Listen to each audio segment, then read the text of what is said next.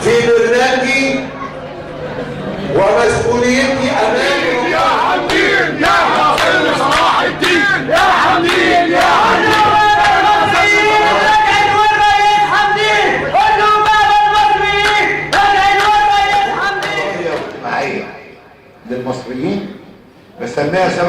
واحد هتحاسبوني بامر الله ان شاء ربنا، وجيت رئيس عليها 7+1 ديت من حق كل واحد فيكم، هي حق الغذاء وحق السكن وحق العلاج وحق التعليم وحق العمل وحق الأجر العادل وحق التأمين الشامل، زائد الحق في بيئة نظيفة.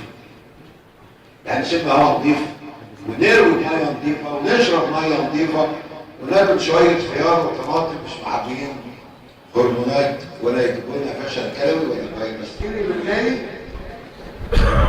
كيماوي 75 تلاقيه ب 150 وبذر ومبيدات وكل مستلزمات الزرع، وبعدين تبيع بالرخيص لان انت مش ضامن سعر الزرعه اللي بتزرعها. عاوزين نقيم المعادله، لكن الفلاح المصري بالحصول على مستلزمات انتاجه سعر عادل ونخليه طرف في تحديد سعر البيع، يبقى في مسؤوليه عن ان احنا نعلن سعر الغله من قبل ما يبدا موسم الزرع. افهم عشان الثوره ما تسالش، عشان اللي عنده قاعده ما يسالناش، ما يضحكش علينا. عاوزين اولادنا يبقى ناس فاهم مين، وبعدين بقى 4 سنين هنحاسبوا بعد 4 سنين لو ربنا جعله نصيب في الناس. ربنا ان شاء الله انا نفسي اي هذا الرجل اسمع البرامج يا ناس دوار واخد بالك، ويرزقون تاريخ يؤهله انه يدخل 65 سنه. ربنا يوفقه. انا عاوز اسمعك يا حاج، اتفضل. ربنا يبارك لك يا باشا، اتفضل. وربنا ينولك اللي في بالك وينولنا اللي في بالنا، واحنا بنسمعك اساسا على البرامج التلفزيون ومقتنعين بيه، بس احنا بنقول راس الدوله كلها على الانتاج. ينفع الذره اللي بياخد 8 شكاير ملح يعني 4 شوله ب 400 كيلو ياخد 50 كيلو بس؟ يبقى هننتج منين؟ يبقى الارشاد والدنيا كلها والبحوث بتشتغل وبتاخد فلوس، وبنضيع اكلتنا على شويه ملح بكمون، بنضيع الطبخه وبنضيع شجانا وتعبنا على شويه هموم. كنا الاول بناخد 4 شكاير ملح على الفدان. ربنا يبارك لك يا بيه، وعايزين يا باشا وربنا يعلم راتبك. واحنا جيت ما جيتش، احنا حاطين دماغنا فيه، وبتكلم على راي المجموعه. احنا جايين وكنا عايزين نبقى اكتر من كده، وده مش بني هلال بس، العدد ده مش بني هلال. الفاتحه على النبي ان ربنا ينصرك. ربنا يوفقك وتحط دي في دماغك.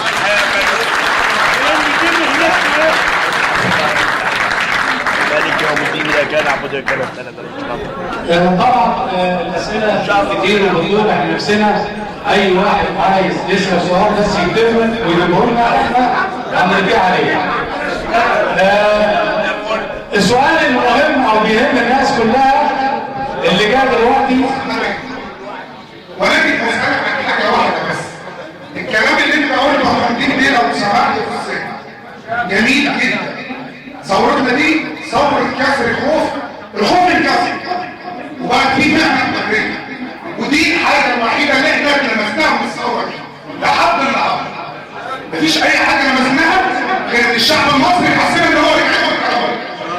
احنا ما كناش نقدر ولا كنا نقدر ولا اي حد نقدر نقف قدام حضرتك او ايا كان بصرف النظر يمكن يكون خد التعبير ونتكلم الكلام. احنا عايزين وعد منك في حاجه حلوه بس. ايه هي؟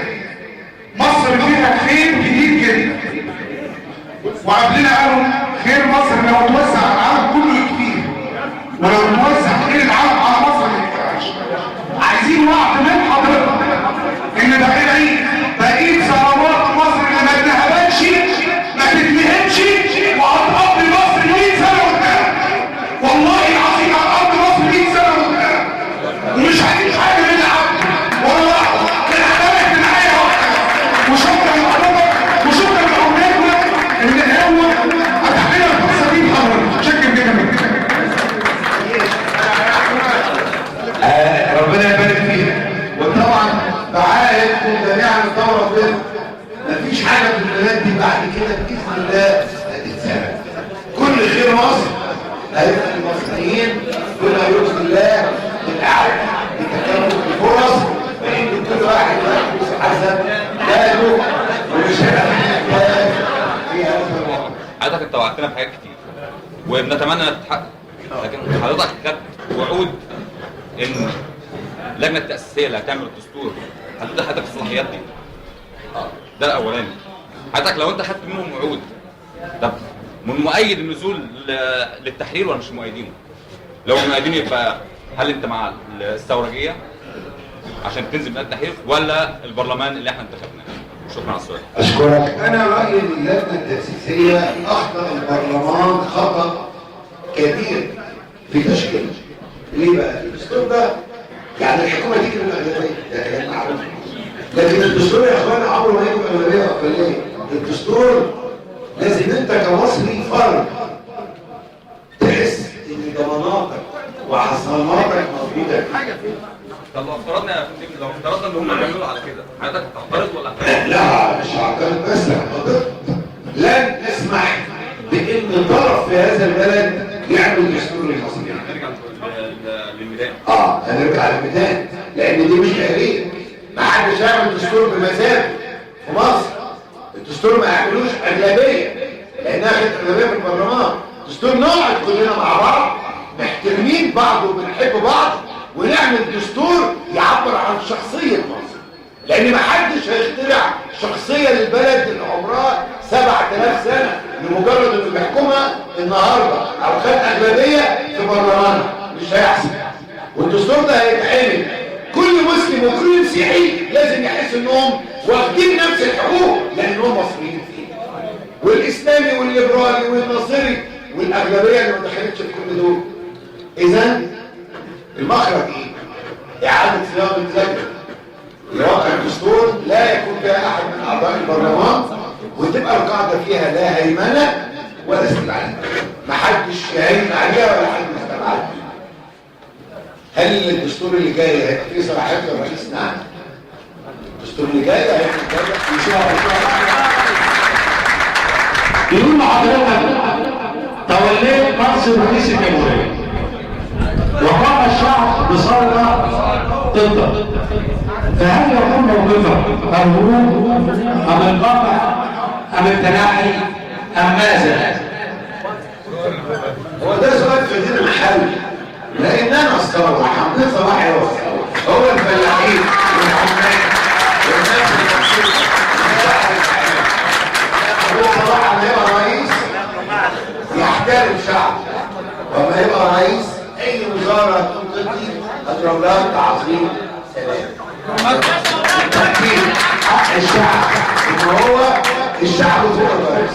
وانا اتعلمت كلمه من جمال عبد الناصر: الشعب هو القائد والمعلم والخالق، وطبعا باذن الله.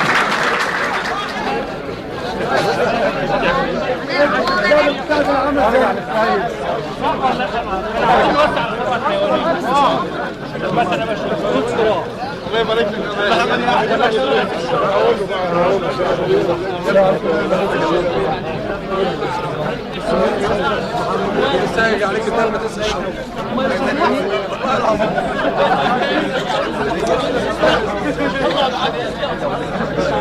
يلا يا رجاله عشان رجاله.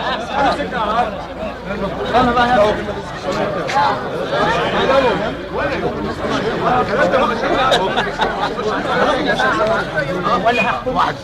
عاوزين نعرفنا سنهود انا ما عملتش جديد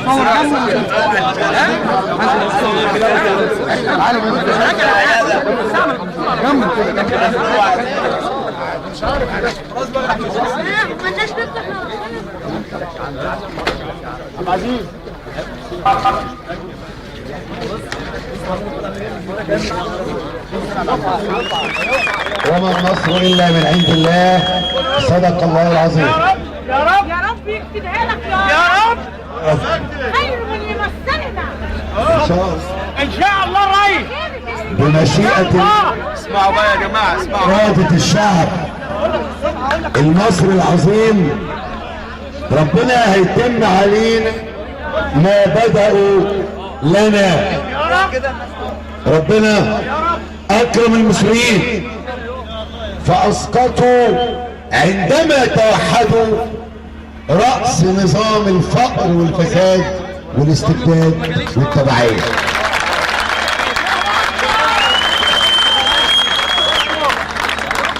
النهارده احنا ان شاء الله بنتقدم للامام عشان باصواتنا الحرة بارادتنا ووعينا نختار واحد مننا رئيسا للجمهور ليكمل مسار هذه الثورة. ان شاء الله الشعب العظيم اللي قدم اكرم واعظمنا وانبلنا شهداء ثورة 25 يناير، اللي قدم الجرحى والمتظاهرين